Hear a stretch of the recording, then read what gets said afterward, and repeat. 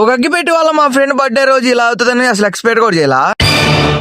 అసలు మ్యాటర్ ఏంటంటే ఈ రోజు అయితే మా ఫ్రెండ్ బర్త్డే రోజు కేక్ అన్న కట్ చేపియాలి కదా, అందుకే కేక్ కోసం బేకరీ దగ్గరికి అయితే వెళ్తున్నాం. ఇంకా బేకరీ దగ్గరికి వెళ్ళి నచ్చిన కేక్ ఒకటి చూసుకొని దాని మీద నేమ్ రాపిచ్చి ఇంకా క్యాండిల్స్ స్నో తీసుకొని కేక్ కట్ చేపిద్దామని వెళ్ళిపోయా. ఈ వీడియోలో కనిపిస్తున్నాడే వాడిదే అనమాట బర్త్డే. మరి వాడి దగ్గరికి వెళ్ళి కేక్ కట్ చేయాలి రారా అంటే బాగోదులే అని ఇంకా కొంచెం సర్ప్రైజ్ అన్న అవ్వాలని వాడు బయటికి వెళ్దాం రారా అని తీసుకెళ్ళా. మేమేదో వాడికి సర్ప్రైజ్ ఇద్దామని వాడిని తీసుకుని వెళ్తే వాడు కేక్ చూసి వాడు కూడా బాగానే యాక్టింగ్ చేశాడు సర్ప్రైజ్ అయినట్టు.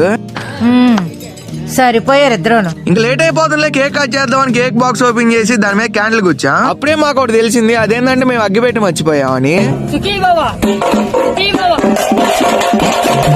ఇంకా షాప్ దగ్గరికి వెళ్ళి అగ్గిపెట్టి ఒకటి తెచ్చి క్యాండిల్ ముట్టించి కేక్ కటింగ్ అంతా బానే చేసా. ఈ వీడియో చూసే వాళ్ళు మీరు కూడా ఎప్పుడైనా మీ ఫ్రెండ్స్ కేక్ కటింగ్ చేసేటప్పుడు ఇలా అగ్గిపెట్టి మర్చిపోయారా? మర్చిపోయి ఉంటే ఖచ్చితంగా కామెంట్ అయితే చేయండి. ఎలా అయితే వాటి చేతి కేక్ కట్ చేపించి చక్కగా ఇంటికి అయితే వెళ్ళిపోయా. మీరు కూడా వెళ్తా వీడియో కన్నా నచ్చుంటే లైక్ అండ్ సబ్స్క్రైబ్ అయితే చేసుకోండి నన్ను.